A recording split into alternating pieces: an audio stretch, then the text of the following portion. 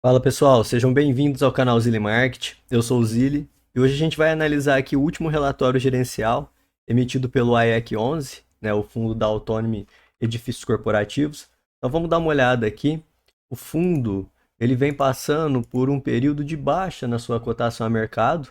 A gente vê aqui ele está com o PVP 0,62, né, um desconto de quase 40%. E a gente vai explicar aqui o porquê disso. Atualmente está sendo negociado a R$ 52,12. No ano, né, no período de 12 meses, ele vem com uma queda de 13,31%. E vamos dar uma analisada aqui no relatório para a gente entender o porquê desse desconto, quais são os riscos que envolvem o fundo, se existe alguma oportunidade, né, em fazer a compra já do AEC 11 nesse exato momento. Claro que eu não faço nenhuma recomendação de compra, venda ou manutenção do ativo, mas aí cabe a gente analisar.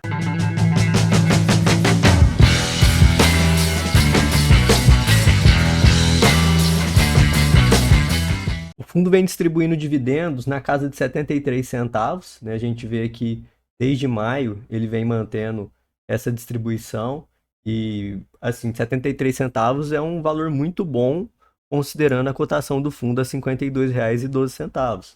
Então, mas para a gente entender o porquê o fundo que está pagando um dividendo bom, considerando o dividend yield, e está tão descontado. Ainda mais que é um fundo de tijolo e está sem vacância nesse exato momento. Então vamos tentar entender aqui o porquê disso tudo, como que está se desdobrando o fundo e o que a gente tem de perspectiva daqui para frente. Então, como eu disse, o AEC é um fundo de tijolo, ele teve seu início em setembro de 2020 e ele tem apenas dois ativos, né? Apenas dois imóveis, um no Rio de Janeiro e um em São Paulo. Muita gente que analisa vídeo, né, é muito preocupado com fundos que são monoativos, um fundo que tem um único inquilino, ou que tem poucos ativos, igual no caso do AEC, ou que tem pouca liquidez, igual no caso do AEC, e a gente vai ver aqui essa questão da liquidez também, mas eu acho que tudo é uma questão da gente saber qual é o risco que a gente quer correr, né? E quando se trata de oportunidade, se a gente entender que é o caso de oportunidade, eu não tenho problema nenhum em manter uma pequena parcela da minha carteira com fundos que têm um único ativo, um único inquilino que seja, já entendendo o risco desse negócio, desde que eu consiga adquirir uma boa oportunidade. Porque quando eu estou comprando fundo imobiliário, o que, que eu olho?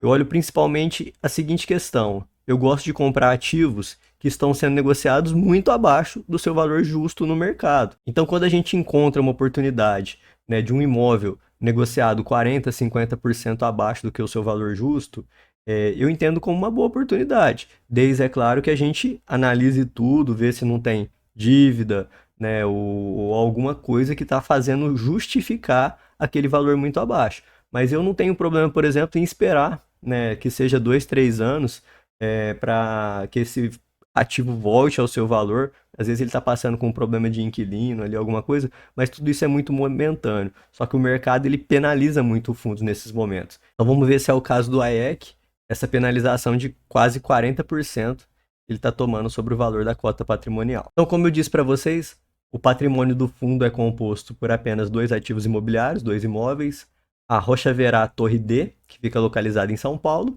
e o Standard Building, localizado no município do Rio de Janeiro. E a gente vê aqui que a Rocha Verá ocupa 70% do valor patrimonial do fundo, enquanto o Standard Building apenas 26%, aí tem mais 4% em caixa no fundo. Com relação à liquidez do fundo, é um fundo que tem uma liquidez até baixa. A média dele é de R$ 544 mil diário. É uma liquidez não tão baixa, mas também não é uma liquidez muito alta. Em agosto, a sua negociação foi em torno de 409 mil.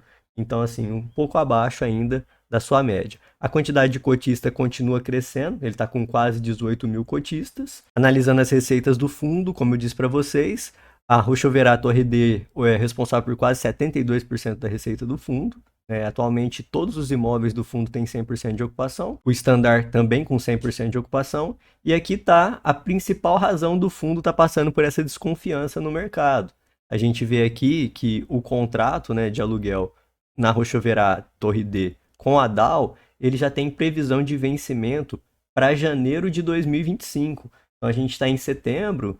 A gente tem poucos meses aqui, né, que a Down ainda continuará no imóvel, até porque a Down já comunicou que não irá fazer a renovação. Então isso gerou muita incerteza no mercado, né? Muita gente preferiu sair do AEC 11 por conta dessa notícia, a cotação veio abaixo e o fundo está em negociação procurando um novo inquilino para entrar no lugar da Dow lá na Rochoverá Torre D. Apenas para ilustrar aqui para vocês, esse é o imóvel, né, da Rochoverá. Ele fica localizado em São Paulo, uma ótima localização, é um imóvel AAA e ele tem amplas condições de ser alugado tanto para um único inquilino, como ele está hoje para a Dow, quanto para vários inquilinos. Como eu disse para vocês, né, já foi comunicado desde 26 de outubro de 2023 que a Dow não renovaria o contrato de locação, e isso deu tempo para o fundo para procurar novas formas de alugar, né, novos inquilinos. Aqui tem a perspectiva, né, para encontrar novos inquilinos. Pelo demonstrativo que a gente olha aqui, ele está tentando fatiar esse imóvel, né, para fazer locação para vários inquilinos. Aqui a gente vê a demanda total, 92.771 metros quadrados, e aqui ele divide em negociações ativas, engajadas, em negociação inicial e em negociação avançada.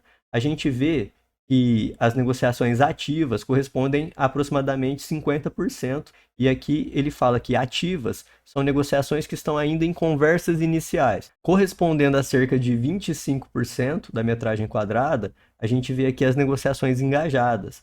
Elas são nada mais, nada menos que negociações onde aquele possível inquilino já fez alguma visita ou alguma reunião lá no imóvel, e por conta disso, a negociação está um pouquinho mais avançada do que essa ativa. Então a gente vê aqui que metade está apenas em conversas iniciais e a outra metade já foi feita alguma visita, alguma reunião, ou em negociação inicial, e segundo o fundo, a proposta comercial já foi enviada, né, provavelmente com o preço, e apenas 2.454 metros quadrados, correspondente a aproximadamente 3% da metragem quadrada total, já está em negociação avançada e já está discutindo a minuta contratual efetivamente. Então são empresas, ou que seja uma única empresa, que já está mais engajada a realmente fazer essa alocação. Então provavelmente, pelo que a gente vê aqui, a estratégia do fundo vai ser alugar a Rochoverá Torre D para vários inquilinos. O que isso muda para quem é cotista do AEC 11 ou tem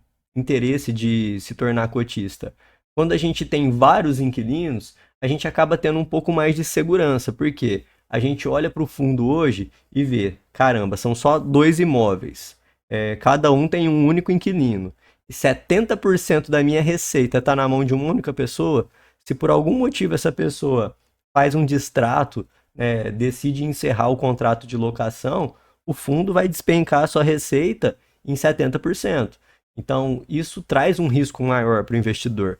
Por isso que o AEC ele sempre sofre essa penalização, né, no valor da sua cota a mercado. Agora, a partir do momento que você pega 70% da sua possível receita e desmembra ele para 5, 6 inquilinos, né, não sei quantos inquilinos o fundo está buscando, mas que seja 3 inquilinos, já dá uma maior segurança, porque se um sair, vai ter uma redução no valor da receita, mas não vai ser aquela redução brusca que pode comprometer totalmente, né, a receita. Para a gente falar um pouquinho aqui sobre o Standard Building, ele é um imóvel localizado no Rio de Janeiro, próximo da Baía de Guanabara, né, uma região ali privilegiada, e ele vem sendo locado, né, também para um único inquilino, o IBMEC, Rio de Janeiro. Como eu disse, o contrato de locação é até 2032, então dá uma segurança boa, né, para o cotista nessa questão, mas apesar dessa possível segurança garantida pelo prazo de locação, o fundo e o inquilino já discutiram na justiça arbitral por 2 vezes a questão contratual do reajuste, né, qual índice utilizar, se vai ser IGPM, IPCA.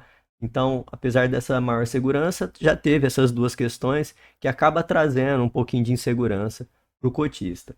Bom, pessoal, esse é o AEC 11, um fundo com poucos ativos, tem pouca liquidez em bolsa. O fundo atualmente vem com essa dificuldade para fazer a alocação da Rochoverá Torre D, né, que corresponde a 70% da sua receita, e ele tem os outros 30% também na mão de um único inquilino, né, com relação ao imóvel Standard Building. Considerando o término, né, do contrato com a Dow já para janeiro de 2025, os cotistas e o mercado estão com uma justificada insegurança, porque realmente os dividendos podem cair consideravelmente se o fundo não tiver sucesso em fazer essa nova locação num prazo curto, mas com o desconto que a gente vê o fundo hoje negociado num PVP de 0,62 com 38% de desconto.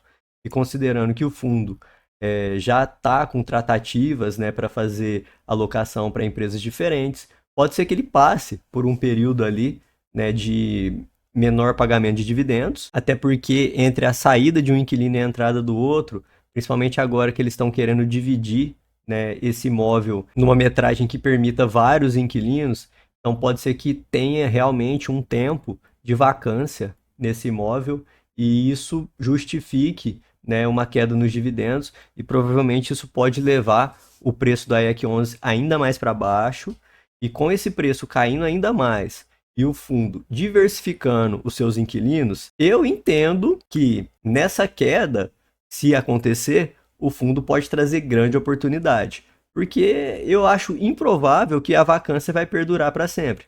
Talvez o fundo não consiga mais alugar os 70% de uma vez. Às vezes a gente desse 70% consiga alugar inicialmente 35, 40, 50 que seja, ou até menos.